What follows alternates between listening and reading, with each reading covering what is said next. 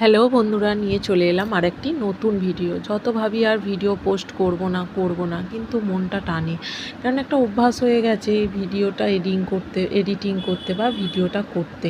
তো যেহেতু আমি ভিডিও সময় দিতে পারি না, তাই অনেকটাই দূর হয়ে যায়, মানে তোমাদের থেকে আমি অনেকটাই দূর হয়ে যাই।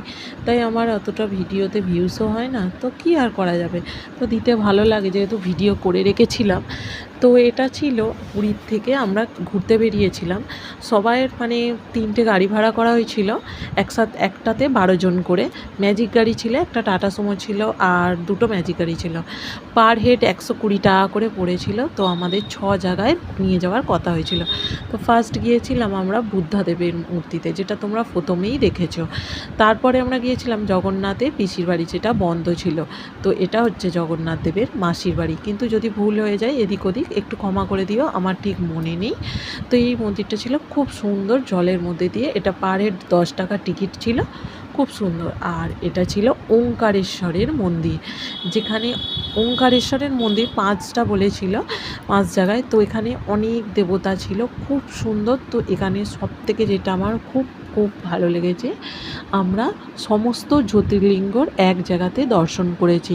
তো আমার মামামেরও খুব ভালো লেগেছিল, কিন্তু এই জ্যোতির্লিঙ্গটা দর্শন করতে গিয়ে প্রচণ্ড লাইন হয়েছিল। এই দেখো, দেখাই তোমাদের জ্যোতির্লিঙ্গ। এখানে এসে মনটা এত ভালো হয়ে গেছিল যে চিন্তা করা যাবে না। তো আমার মাম্মাম এখানে খুব সুন্দরভাবে প্রণাম করছিল, জানো তো।